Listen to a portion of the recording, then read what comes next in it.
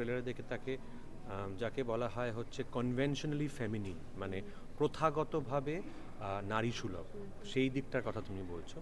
এবার আমি সত্যি জানি না যে সুজিত এটা অনেক দিন ধরে বানাতে চায়, সেটা আমি জানি, কিন্তু আমি এটা জানি না যে ও প্রথম থেকে এই চরিত্রটার মধ্যে সেই বিশেষত্বটা বা সেই বৈশিষ্ট্যটা ছিল কি না। আমায় যখন করতে বলা হয় তখন সেটা ওই ব্রিফটা শুদ্ধই আসে আমার কাছে, এবং আমি তারপর সেটাকে যথাযথ যথাযোগ্য যথাসাধ্য সুবিচার করার চেষ্টা করেছি সেটার প্রতি। ঋতুদাকে যে একবার অ্যাপ্রোচ করা হয়েছিল অনেক দিন আগে, সেটা আমাকে সুজিত বহু বছর আগে বলেছিল, কিন্তু সেটা কোন চরিত্রের জন্য সেটা আমি জানি না।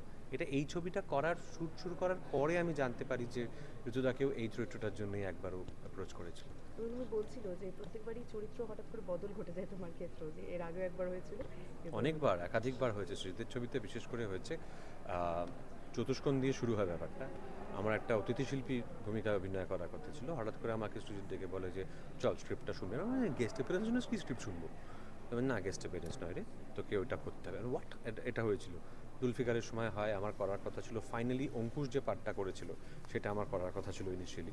তারপর আমি চলে গেলাম ইয়েতে, মানে টনিতে আর কি। তারপরেও একটা কোন ছবিতে হয়েছে না, তারপরে আর কোনো ছবিতে হ্যাঁ হয়েছে, শাহজাহান রিজেন্সিতে হয়েছে। অনির্বাণ চরিত্রটা অভিনয় করেছিল শেষ অবধি, সেইটা আমার করার কথা ছিল বোরাতে। তারপর আমি চলে যাই রুদ্র বলে চরিত্রটাতে, এবং এইবার আবার হলো সেটা। স্রোতের বিপরীতে হাঁটা, পরমদা এমনিতে আমরা দেখেছি যে কোনো সোশ্যাল ব্যাপারেও তুমি সবসময় এগিয়ে আসো, কিন্তু এই যে স্রোতের বিপরীতে হাঁটা, সেটা আজকে ট্রেলারেও দেখলাম আর কি, কতটা সেটা কঠিন হয়ে দাঁড়ায়? দেখো, মানে কঠিন বলে কঠিন কিছু নেই আসলে। তার কারণ সত্যি জিনিসটা সত্যি সত্যি আপেক্ষিক, ডিপেন্ড করে কে কিভাবে কোন অ্যাঙ্গেল থেকে একটা ঘটনাকে দেখেছে এবং কে কোন পক্ষ নিচ্ছে, তার উপরও নির্ভর করে অনেকটা। তো কোথাও একটা কোনো পক্ষ ছাড়া সব কিছু বাদ দিয়ে একটা যৌক্তিক নিরপেক্ষ মতামত, সেটা কখনো মনে হতে পারে এই দলের এদের পক্ষে, কখনো মনে হতে পারে ওদের পক্ষে, ইরেসপেক্টিভ অফ দ্যাট একটা যৌক্তিক নিরপেক্ষ মতামত তৈরি করার চেষ্টা আমার চরিত্রটি করে গোটা ছবি জুড়ে।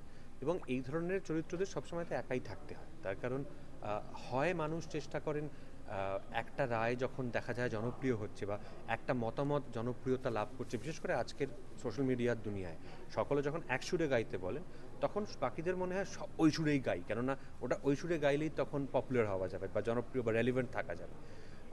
আবার অনেক সময় কোনো একটা জিনিসের বিপক্ষে সবাই যদি বলেন, তখন মনে হয় যে এটাই হচ্ছে এই মুহূর্তের সব থেকে এটাই করণীয় কাজ, বিপক্ষে বলা জরুরি।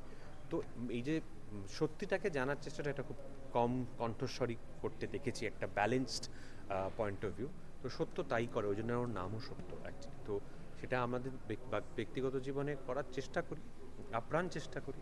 সবসময় যে সফল হয়ে কথা বলবো না, আমরা প্রত্যেকে সমাজবদ্ধ জীব, আমরা প্রত্যেকের আমাদের নিজস্ব নানা রকম ইন্টারেস্ট থাকে, ভেস্টেড ইন্টারেস্ট থাকে, আমাদের স্বার্থ থাকে জড়িয়ে, সবসময় পারি না, চেষ্টা করি যতটা সম্ভব করা যায়। তো প্রতিবন্ধকতা তো মানে আমরা একটা ফিল্মের শ্যুটের কথা বলতে গেলে খুব চট করে যে ফিল্ম শ্যুট চলাকালীন ফিজিক্যাল এক্সপিরিয়েন্সটার কথায় চলে যাই, সেটা তো আছেই।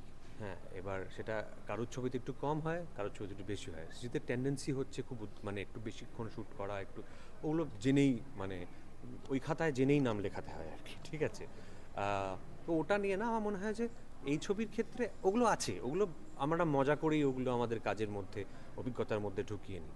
এই ছবিতে যেটা ইম্পর্টেন্ট বেশি আমি বলবো আমার ক্ষেত্রে, সেটা হচ্ছে যে এই যে মানে ফিজিক্যাল যে প্রতিবন্ধকতাগুলো বা প্রতিকূলতা যেগুলো ছিল, গরম, কখনো কখনো জল, কখনো কাঠফাটা রোদ, কখনো ভ্যাপসা গরম জঙ্গলের মধ্যে, কখনো গলফ কোর্সে জুন মাসের কাঠফাটা রোদ, এইগুলোর মধ্যে আমার যে অবতারটা, মানে আমার যে চেহারা, আমার যে লুকটা এবং যে বৈশিষ্ট্যটাকে সেটাকে ধরে রাখা, সবটার মধ্যে একটা কনসিস্টেন্সি মেনটেন করা, সেইটা বরঞ্চ আমার মনে হচ্ছে যে অভিনেতা হিসেবে সব থেকে বেশি আমার কাছে অন্তত এই ছবিতে চ্যালেঞ্জিং, এবং সেই চ্যালেঞ্জটা এমব্রেস করব বা সেই চ্যালেঞ্জটাকে জড়িয়ে ধরবো বলি, বা মানে সেই চ্যালেঞ্জটা কি বলবো, নিজেরও মানে চাইবো যে আমি সেই চ্যালেঞ্জটার মধ্যে দিয়ে যাই, সেটার জন্যই এই ছবিটা করা। এটা এক্সপিরিয়েন্সটা করার মজা অবশ্যই প্রেক্ষাগৃহে, কি বলবে দর্শকদের জন্য? 23 জানুয়ারি আমার আর সুজিতের জন্য একটা ইম্পর্টেন্ট ডেট, বিকজ শেষবার যখন সৃজিত আর আমি একসঙ্গে 23 জানুয়ারি মানে এই ছুটিটার সময় যখন একটি ছবি আমাদের একসঙ্গে মুক্তি পেয়েছিল, সেই ছবিটার নাম হচ্ছে দ্বিতীয় পুরুষ, যেটি সাংঘাতিক সফল ছিল এবং এখনও লোকের মুখে মুখে ফেরে। খুব বেশি দিন আগে না, বছর 4 আগে আর কি, 4-5 বছর আগে।